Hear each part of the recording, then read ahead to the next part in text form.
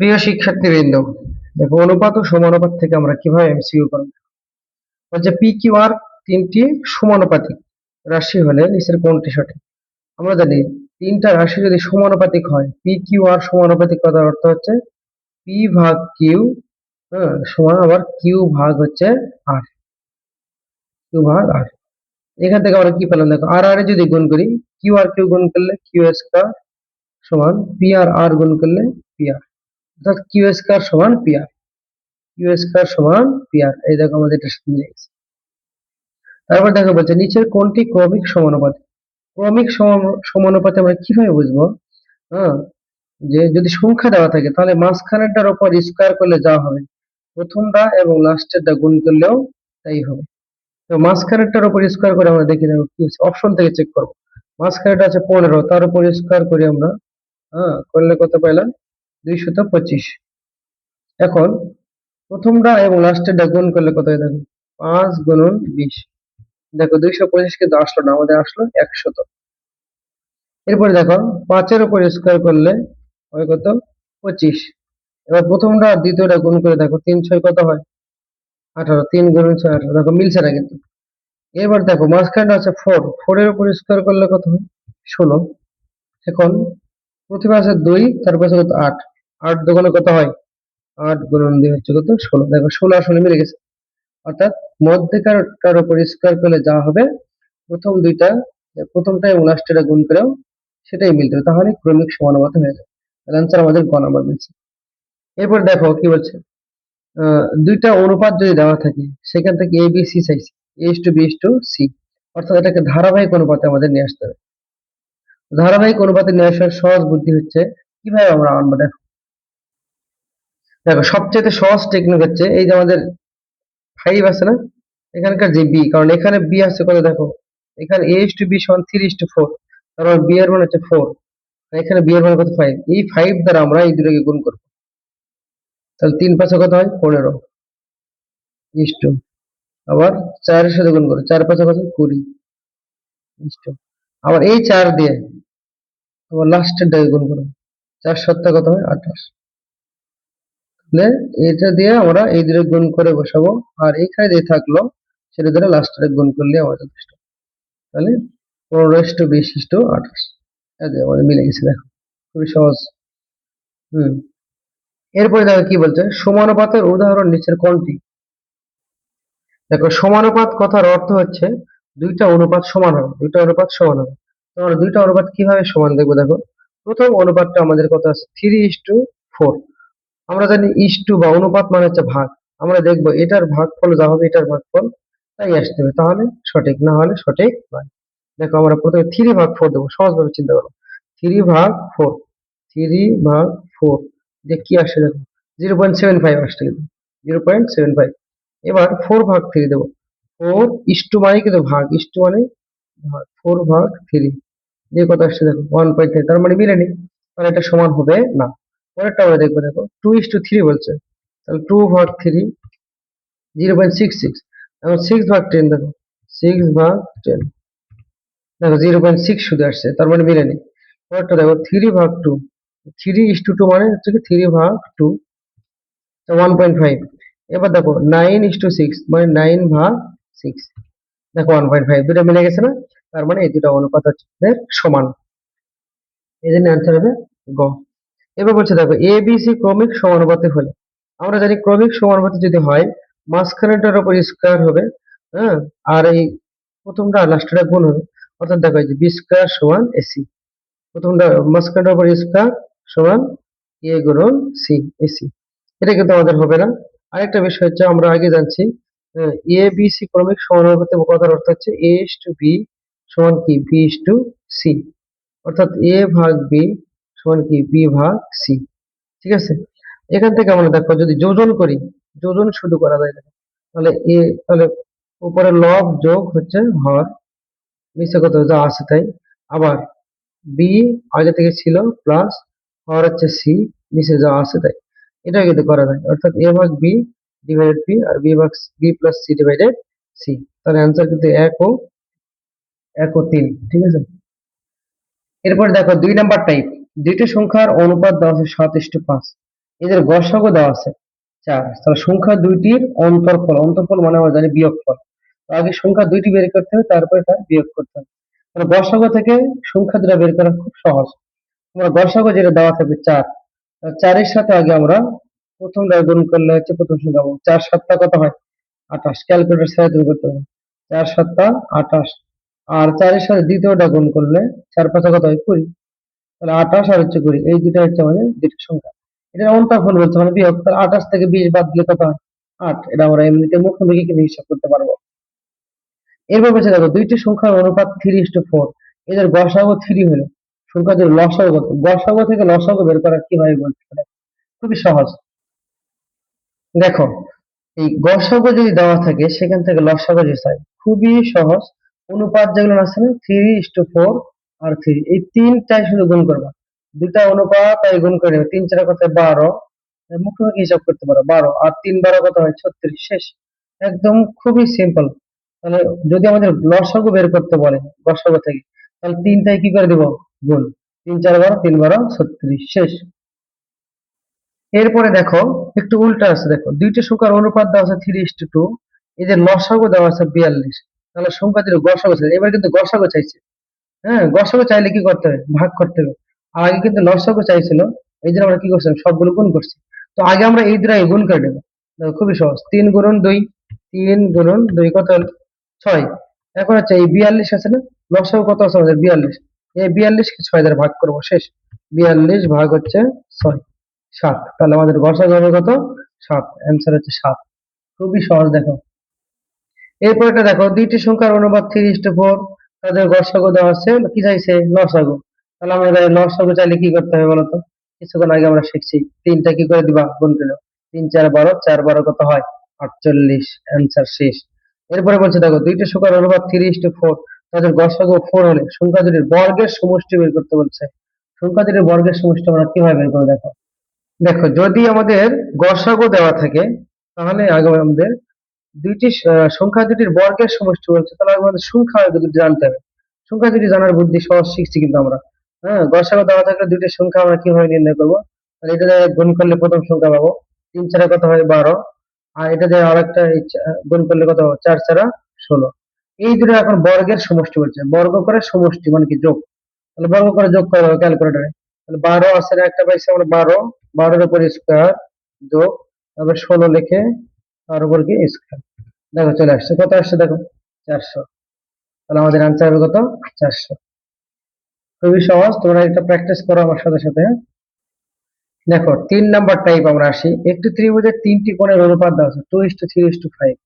বৃহত্তম কোণটি ক্ষুদ্রতম কোণটির কত গুণ? তাহলে আগে বৃহত্তম কোণ আর ক্ষুদ্রতম কোণ তোমরা যদি বের করো সেটা হবে, অথবা এখান থেকে আমি সহজেও কিন্তু বের করতে পারবো। দেখো এটা কিন্তু সবচেয়ে ছোট, 2 হচ্ছে সবচেয়ে ছোট না, আর 5 হচ্ছে কি সবচেয়ে বড়। এখন বলছে দেখো বৃহত্তম কোণটি মানে 5, হ্যাঁ, ক্ষুদ্রতম কোণটির কত গুণ, মানে 2 এর কত গুণ হচ্ছে 5। 2 এর সাথে কত গুণ করলে আমরা 5 পাবো? দেখো 2 এর সাথে আমরা যদি দেখো 5 ভাগ 2 যদি গুণ করি, 2 এর সাথে আমরা 5 ভাগ 2 গুণ করলে কি হবে? দেখো 2 এর সাথে 2 গুণ 5 ভাগ 2। তাহলে দেখো 2 এর সাথে, হ্যাঁ এটা হচ্ছে ক্ষুদ্রতম কোণ, এর সাথে কি করলাম? 5 ভাগ 2 গুণ করলাম, প্রথম দায় অপশন গুণ করলাম, তাহলে 2 টু কাটা গেল, থাকলো 5 পেলাম কিনা? এই দেখো 5 আমাদের হচ্ছে লাস্ট। খুবই সহজ, কিন্তু এইভাবে চিন্তা করলে আরো সহজ হবে। এবার আসলে দেখো 12 নম্বরটা। ত্রিভুজের তিনটি কোণের অনুপাত দেওয়া আছে 3:4:5। বৃহত্তর ও ক্ষুদ্রতর কোণ দ্বয়ের পার্থক্য। তার দুটো কোণ আগে আমার জানা লাগবে, তারপরে পার্থক্য আমরা চিন্তা করবো। ঠিক আছে? তো আমরা জানি কি, দেখো ত্রিভুজের তিনটা কোণ মিলে কত ডিগ্রি হয়? 180 ডিগ্রি হয়। তাহলে আমরা কি করবো? দেখো খুবই সহজভাবে যদি চিন্তা করি, দেখো 3 4 আর 5 এগুলোর আগে যোগ করবো আমরা। তাহলে কত হয়? দেখো 3 আর 4 7, 7 আর 5 12। তো আমরা জানি ত্রিভুজের তিন কোণ মিলে কত? 180 ডিগ্রি। তাহলে 180 ডিগ্রিকে আমরা ভাগ 12, 180 ডিগ্রি ভাগ 12 দিলে আমরা 15 পাই। তাহলে এটা হচ্ছে আমাদের 15 হচ্ছে আসল। এই 15 এর সাথে যদি 3 গুণ করি তাহলে এটা হচ্ছে ছোট কোণ পাবো। তাহলে 15 গুণ কত? 3। তাহলে ছোট কোণ পাইলাম কত? 45। আর আবার হচ্ছে 15 এর সাথে যদি 5 গুণ করি, তাহলে 15 গুণন কত? 5, 5 15 75, 75 হচ্ছে কি বড় কোণ। তাহলে এটার বলছে এখন পার্থক্য মানে বিয়োগ। তাহলে 75 থেকে 45 বাদ দাও। দেখো 75 বিয়োগ 45, তোমার ক্যালকুলেটর 30। তাহলে 30 ডিগ্রি হচ্ছে তোমাদের অ্যান্সার। খুবই ইজি কিন্তু। পরেরটা দেখো, বর্গক্ষেত্রের এক বাহুর দৈর্ঘ্য x একক, উহার পরিসীমা ও কর্ণের দৈর্ঘ্যের অনুপাত চাইছে। তো বর্গক্ষেত্রের এক বাহুর দৈর্ঘ্য যদি দেওয়া থাকে, আমরা জানি এর পরিসীমার সূত্র কি বলতো, 4x, 4 গুণন এক বাহুর দৈর্ঘ্য, কারণ বর্গক্ষেত্রে 4 বাহু সমান যায়। এখন কর্ণের দৈর্ঘ্যের কিন্তু একটা সূত্র আছে, সেটা হচ্ছে কি √2 গুণন এক বাহুর দৈর্ঘ্য, সেটা হচ্ছে কি x।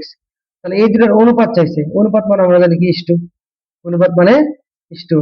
এখন দেখো আমরা অনুপাত মানে কি ইস্টু আমরা জানি, তাহলে ভাগ করে দেখো, তাহলে 4x, x কিন্তু উভয় পক্ষে যদি কাটা যেহেতু ভাগ, এটা মানে কিন্তু ভাগ আমরা জানি, তখন 4 ভাগ √2, 4 ভাগ √2, এটা আমরা কিভাবে বুঝবো আমরা কোনটা অ্যান্সার? তো আমরা কি করবো দেখো, এটাকে আমরা ক্যালকুলেশন করে অপশন চেক করব, তাহলে খুব সহজে পারবো। 4 ভাগ √2 আমরা ক্যালকুলেটরে 4 ভাগ √2, তাহলে 4 ডিভাইডেড হচ্ছে √2 দিয়ে কত আসে আমরা একটু খেয়াল করবো, 2.828। আচ্ছা, 2.828 আমার কিন্তু অ্যান্সার, 2.828 আর ডট ডট আছে অনেক। তো আচ্ছা, এটা আমরা লিখে নিব। এখন অপশন চেক করে দেখো, আমরা আগে কিন্তু বলছি ইস্টু মানে কিন্তু ভাগ। তো আমরা এটা যদি চেক করি, 2 √2 ইস্টুর বদলে ভাগ, ভাগ কত 4, দেখো আমাদের আসছে কিনা, না আসেনি, তাহলে এটা আমাদের হয়নি। তারপরটা কি বলছে দেখো, 2 √2 ইস্টু 3, ওকে 2 √2 ইস্টু মানে ভাগ বলছি 3, দেখো এটাও কিন্তু মিলেনি। তারপরটা আছে কি দেখো, 2 √2 ইস্টু 2, আচ্ছা 2 √2 ইস্টু বলতে বদলে ভাগ দিবা 2, 1.4, এটাও কিন্তু মিলেনি। তাহলে পরেরটা কি বলছে দেখো তো, 2 √2, 2 √2 ভাগ হচ্ছে 1, দেখো 2.82 মিলছে না? তাহলে আমাদের অ্যান্সারের সাথে এটা কিন্তু মিলে গেছে। তোমরা এইভাবে করতে পারো, ঠিক আছে, ক্যালকুলেটরের মাধ্যমে। এবার দেখো খুবই ইম্পর্টেন্ট একটা অঙ্ক আমরা করবো। দেখো একটা আয়তক্ষেত্রের দৈর্ঘ্য 10% বৃদ্ধি এবং প্রস্থ 10% হ্রাস পাইছে, মানে কমে গেছে, তাহলে ক্ষেত্রফল শতকরা কত বৃদ্ধি পাবে না হ্রাস পাবে, এটা আমরা বের করবো। এটা ক্যালকুলেটর খুবই ইজি ভাবে বের করা যায়। এখানে একটা সূত্র তোমরা খেয়াল রাখবা, এ যোগ বি যোগ এ বি ভাগ 100, এ বি ভাগ 100, এ হচ্ছে বৃদ্ধি আর হচ্ছে বি হচ্ছে কি আর একটা যেটা দেওয়া থাকবে হ্রাস।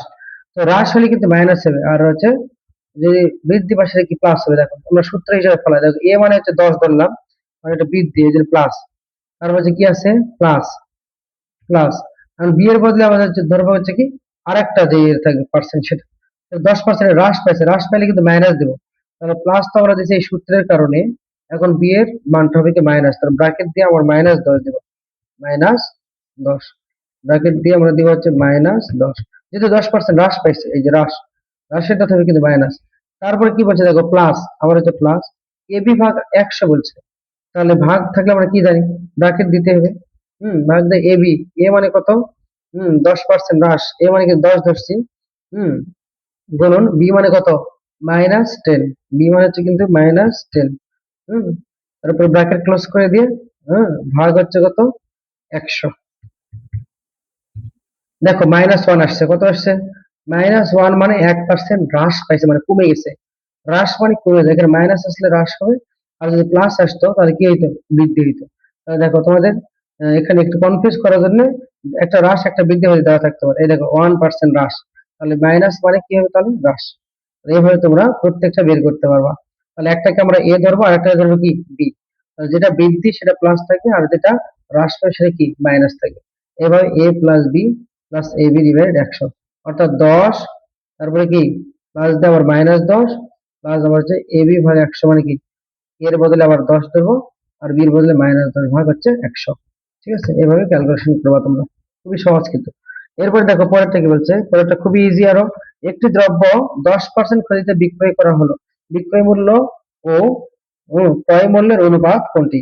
তো আমাদের 10% ক্ষতিতে যখন বিক্রয় করা হবে, তো ক্ষতি যেহেতু হয়ে গেছে তাই না, তাহলে বিক্রয় মূল্য কমে যাবে, তাহলে ক্ষতি হলে আমাদের বিয়োগ হয়, তাহলে 100 থেকে 10 বাদ দিলে কত হবে আমাদের কত, 100 থেকে 10 বাদ দিলে আমাদের 90, তাহলে এটা হচ্ছে আমাদের বিক্রয় মূল্য।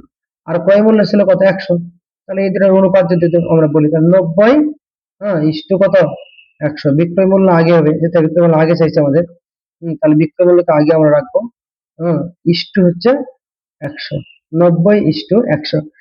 এখন আমরা কি জানি দেখো তো, দুই দিক থেকে শূন্য শূন্য আমরা কাটা, তাহলে 9 ইস্টু 10, তাহলে অ্যান্সার কি পেলাম 9 ইস্টু 10, কারণ আমরা জানি এই অনুপাত মানে কিন্তু ভাগ, তো মনে মনে আমি ভাগ দিয়ে এই দুটো শূন্য কেটে দিচ্ছি, 9 ইস্টু 10 হচ্ছে আমাদের ঘ নম্বর অ্যান্সার।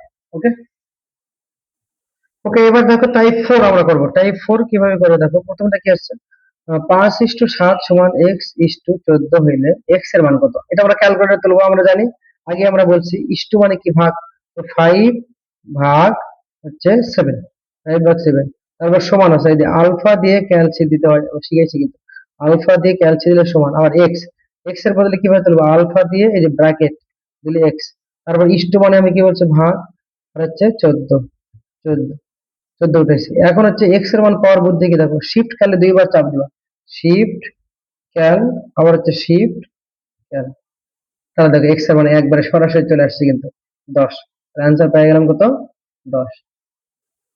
পরেরটা দেখো, এটা একটু আমাদের হাতে কলমে করতে হবে, এক্স ইস টু ওয়াই সমান 2:3 আর 2x টু এক্স সমান 1:2, এখানে দুইটা অনুপাত কিন্তু আমাদের আছে, তো আমাদের ওয়াই এর মান চাইছে, তাহলে এখান থেকে আগে এক্স এর মানটা বের করে নিতে হবে। দেখো কিভাবে, তো 2:, মানে আমরা জানি ভাগ, তাহলে 2 ভাগ এক্স সমান কত, 1 ভাগ 2, এখন আর আর গুণ করে দাও তো, তাহলে এক্স আর 1 গুণ করলে এক্স, আর 2 দিয়ে গুণ কত হবে 4, দেখো এক্স এর মান কি পেলাম 4। আচ্ছা, এখানে এখন চলে আসি আমরা, এক্স ইস টু ওয়াই মানে কি, এক্স ইস টু ওয়াই আমরা জানি হচ্ছে এক্স ভাগ হচ্ছে ওয়াই সমান কত, 2 ভাগ 3, এখান থেকে এখন আর আর গুণ করো, 2y, 2 আর y গুণ করলে 2y, আর 3 আর x গুণ করলে কি হবে 3x, ঠিক আছে। এখন x এর বদলে আমরা 4 বসাই দিব এখানে, প্লাস x এর মান আমরা 4 পাইছি এখানে, তাহলে 2y সমান 3 4 কত হয়, 3 গুণন 4, 3 4 কত হলো 12, আর 2y সমান যদি 12 হয়, তাহলে এখন কি হবে দেখো তো, y সমান তাহলে কি হবে, y সমান এই 2 টাকে পার করে দাও, তাহলে 12 ভাগ 2, 12 ভাগ 2 মানে কত হয় 6, আর y এর মান কত পেলাম 6, आंसर হচ্ছে গ। পরেরটা আমরা এসে দেখো, a ভাগ b সমান b ভাগ c সমান 2 ভাগ 3, মানে a ইস টু c চাইছে আমাদের, অর্থাৎ a এর মান আর c এর মান এর অনুপাত চাইছে। তো আমরা জানি দেখো দুইটাই যদি সমান আছে, এই তিনটাই সমান মানে কি, a ইস টু a ভাগ b মানেও 2 ভাগ 3, আর b ভাগ c মানেও কত 2 ভাগ 3। দেখো আমরা এটাকে যদি আলাদা ভাবে করি, a ভাগ b সমান 2 ভাগ 3, আবার b ভাগ c সমানও করি 2 ভাগ 3 কিন্তু লিখতে পারি। এখানে a ইস টু c চাইছে আমাদের। আচ্ছা দেখো a ইস টু c আমরা কিভাবে নির্ণয় করব, তাহলে এখান থেকে দেখো a সমান কত লিখতে পারি, 3a সমান হচ্ছে 2b, ঠিক আছে। এখান থেকে হচ্ছে কি 2c, 2c সমান হচ্ছে কি 3b, ঠিক আছে। এখান থেকে দেখো এখন এই b এর মানটা আমরা বের করে এখানে বসাই দেবো, তাহলে b এর মান বের করার পদ্ধতি দেখো, 3b আর 2c দুটো সমান, তাহলে b সমান যদি আমরা রাখি, তাহলে 3 কে পার করবে এদিকে, তাহলে 2c ডিভাইড কত 3, এখন এই b এর মানটা এখানে আমরা বসিয়ে দেবো, দেখো 2 থাকলো, b এর বদলে কি দেবো 2c, হ্যাঁ ডিভাইড কত 3, তাহলে এদিকে আমার 3 আছে। এখন আমরা একটু ক্যালকুলেশন করে দেখো, তাহলে উপরে 4c ডিভাইড 9 3, তাহলে 3a থাকলো, উপরে 2 দিয়ে করো 4c ডিভাইড কত 3, এখন 3 টাকে পার করে দাও, তাহলে 3 3 কত 9a, তাহলে আমরা কি বললাম 3 টাকে এদিকে পার করে 9a, আর এদিকে থাকলো হচ্ছে 4c। এখন আমার যদি a is to c চাইছে, ওকে, তাহলে a ভাগ c সমান 4 ভাগ 9, অর্থাৎ এর নিচে c চলে আসবে আর 4 এর নিচে 9 চলে যাবে, এর নিচে c চলে আসবে আর 4 এর নিচে 9 চলে যাবে, এইভাবে। তাহলে a ভাগ c মানেই কিন্তু a is to c, a is to c সমান 4:9, 4:9। তোমরা আরো সহজ ভাবে যদি চিন্তা করতে চাও, তাহলে a is to c চাইছে আমাদের, তাহলে 2 এর উপর স্কয়ার করলে কত হয় 4, আর 3 এর উপর স্কয়ার করলে কত হয় 9, 4:9, ঠিক আছে। এটা একটা দেখো আমাদের হচ্ছে এখানে ভাগ কিন্তু আছে, আমরা যদি পার করে দিই দেখো আমাদের চাইছে কিন্তু m is to n চাইছে, m is to n মানে m ভাগ n এটা চাইছে। তো এখান থেকে কিভাবে বের করবো আমরা দেখো, 3m প্লাস n সমান, এটা পার করে দিলে কি হবে দেখো, উপরে এর সাথে গুণ হয়ে যাবে, কারণ এখানে ভাগ আছে, পার করে দিলে 9 এর সাথে গুণ হবে, তাহলে 9 আর n গুণ করলে 9n মাইনাস 9 আর m গুণ করলে 9m, এবার m গুলোকে এক পাশে নিয়ে আসো, n গুলোকে আরেক পাশে নিয়ে আসো, তাহলে 3m বিয়োগ হচ্ছে 9m, বিয়োগ আছে পার করলে কি প্লাস হয়ে যাবে 9m, আর এখানে 9n, আর এখানে প্লাস n পার করে দিলে কি মাইনাস n। এখন দেখো 9 এর থেকে কত হলো 12m, আর 9 এর থেকে 1 বদলে কত 8m। এখন যেহেতু m is to n চাইছে মানে m ভাগ n, তাহলে এটাকে বার করে নিয়ে এসো, তাহলে m ভাগ n, m এর সাথে n চলে আসবে, আর 8 এর নিচে 12 চলে যাবে, ঠিক আছে। m এর নিচে n আর 8 এর নিচে 12, তাহলে এটা হচ্ছে m is to n অথবা m ভাগ n। 8/12। এটাকে যদি আমরা একটু কাটাকাটি করি তাহলে কত হলো? 4 দিয়ে কাটলে কিন্তু 2, 4 দিয়ে কাটলে কত? 3। 2:3 কি পেলাম? তাহলে m/n সমান পেলাম 2:3। ওকে, এরপর দেখো এরকম একটা অঙ্ক তোমাদের কিন্তু আসে, a/2 সমান b/3 সমান c/4 হলে নিচের কোনটি সঠিক? বলছে a:b:c। খুবই সিম্পল এবং খুবই সহজ। এর নিচে 2 আছে, b এর নিচে 3 আর c এর নিচে 4, তাহলে a:b:c সমান হবে কি 2:3:4। খুবই সহজ, এটাই হচ্ছে আমাদের অ্যান্সার, আর কিছু না। এবার দেখো দুইটি সংখ্যার অনুপাত 3:4 এবং সংখ্যা দুটির সমষ্টি বলছে 42, তাহলে বৃহত্তর সংখ্যা মানে বড় সংখ্যাটা কত? আচ্ছা, এই দুটোর মধ্যে বড় 4 না? তাহলে 4 আর 3 যোগ করলে কত হবে? যেহেতু সমষ্টি বলছে, সমষ্টি মানে আমরা কি জানি? যোগ। 4 আর 3 7, 4 আর 3 7। এখন হচ্ছে 42 কে 7 দ্বারা ভাগ করে দেখো, 42 কে আমরা কি করব? ভাগ হচ্ছে 7, যোগ করে ভাগ করো 6 পেলাম। এখন বৃহত্তর সংখ্যা এই 4 আমাদের বড়, তাহলে 4 এর সাথে এই 6টা গুণ হবে, তাহলে গুণন কত? 4, তাহলে বড় সংখ্যা আমরা পেয়ে যাবো। ঠিক আছে, এই গ নাম্বার হচ্ছে আমাদের অ্যান্সার। তোমাদের একই সাথে টাইপ 4 পর্যন্ত কমপ্লিট, অর্থাৎ অনুপাত সমানুপাতের ইনশাআল্লাহ এর মধ্যে থেকে তোমরা কমন পাবে। ঠিক আছে।